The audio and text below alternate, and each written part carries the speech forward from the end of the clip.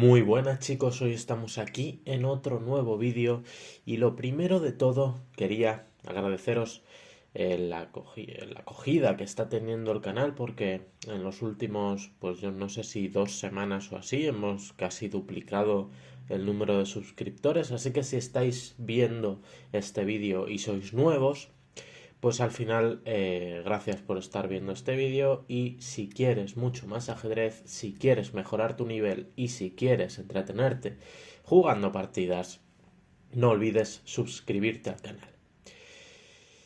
Esto lo que hará será que pues traiga muchísimo más contenido, estoy pensando muchas cosas, estoy pensando a ver cómo poder seguir potenciando este crecimiento que se está viendo gracias a los vídeos de la defensa francesa que podéis visitar para adquirir pues algo de teoría en ese aspecto.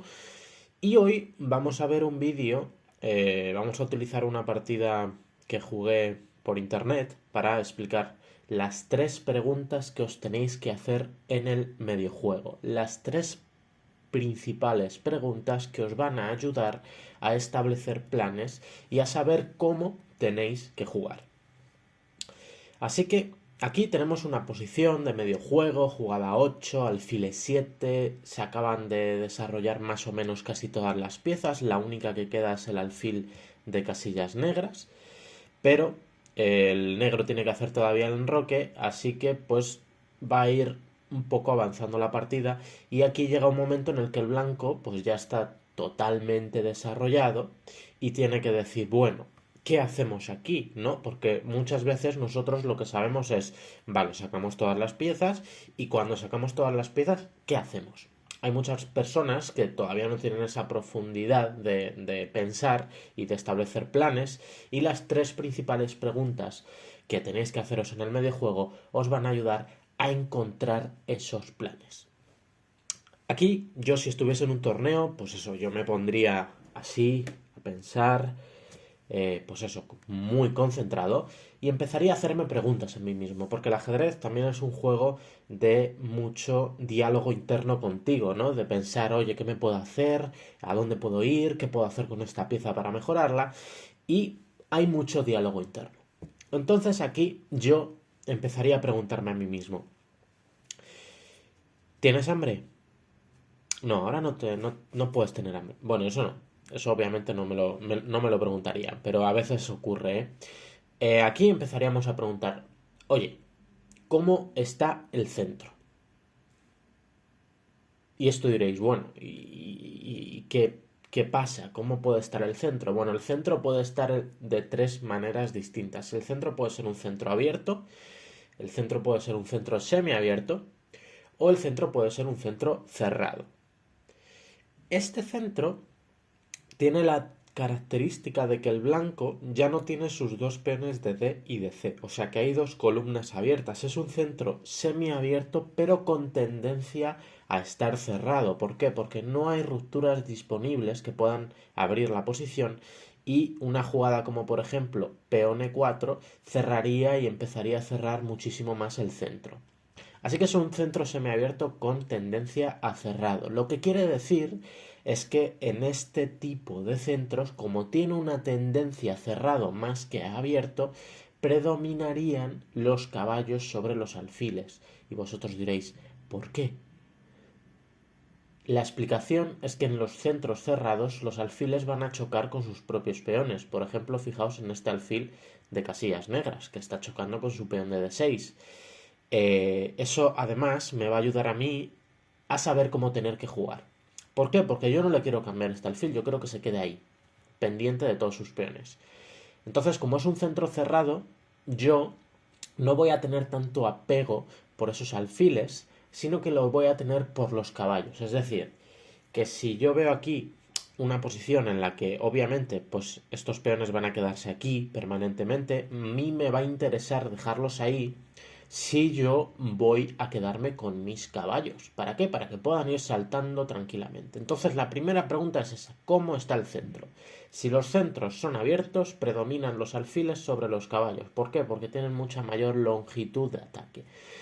Si los centros son cerrados, predominan los caballos sobre los alfiles. ¿Por qué? Porque pueden saltar a los peones. Los alfiles no. Los alfiles, si chocan contra los peones, es un alfil triste. Es un alfil sin motivo para vivir. Es un alfil que está preguntándose toda la partida: ¿por qué me tienes aquí? ¿Qué sentido tiene que esté yo aquí? Entonces, esa es la primera pregunta que tenéis que hacerlo. Entonces, la segunda pregunta es: ¿hay columnas abiertas? ¿Columna abierta qué es? Una columna donde no hay ningún peón, ni del blanco ni del negro.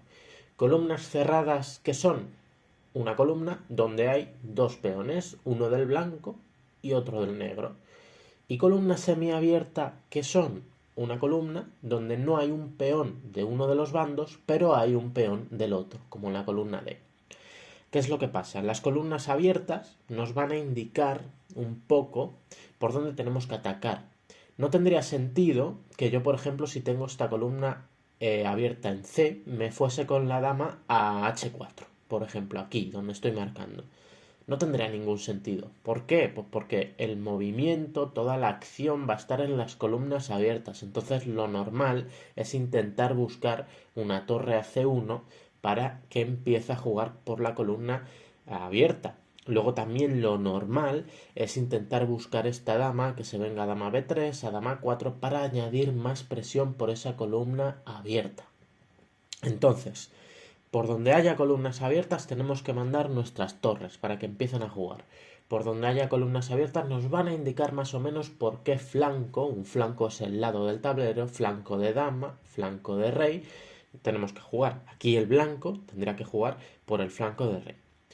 Por el flanco de dama, perdón. Flanco de dama.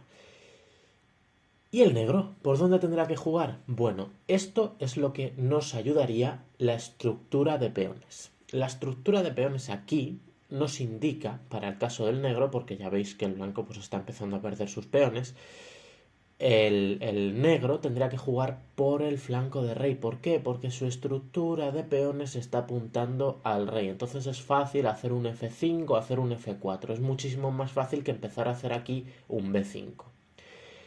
Además, si nosotros empezásemos a hacer aquí un B5 con negras, pues obviamente este lado se debilitaría muchísimo, muchísimo, muchísimo, y me ayudaría a mí a jugar con el flanco de dama, que es por donde el blanco tendría que jugar. Entonces, primera pregunta: ¿cómo está el centro? Segunda pregunta: ¿dónde están las columnas abiertas? ¿Y qué pasa con las columnas semiabiertas? Pues obviamente, si yo aquí tengo una posición en la que tengo una columna abierta para mí, pero para él no es, este peón de D6 se convierte en una debilidad. ¿Y qué puede pasar con eso? Pues hombre, si yo tengo una columna abierta, no totalmente abierta porque hay un peón en el negras, pero para mí digamos que es abierta, yo voy a poner la otra torre en D1 y voy a presionarle el punto débil de D6 de peón retrasado, que de esto tenemos un vídeo que podéis mirar y así pues os ampliáis vuestros conocimientos. Así que dama B3, torre D1, torre C1 serían jugadas que llevarían un plan.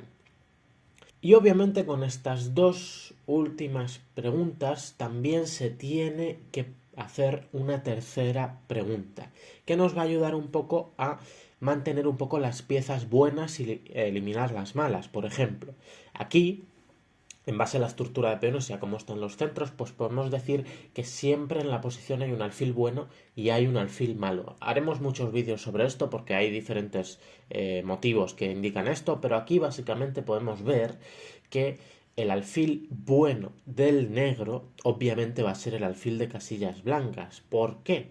Pues obviamente porque si se ponen alfiles 6 tienen muchísimo más recorrido y va a tener siempre mucho más recorrido que el alfil de negras, que está está aquí, en E7, y no puede moverse prácticamente. Si ponemos un peón es igual, hace la misma función. Así que ese obviamente no va a ser el alfil bueno nunca.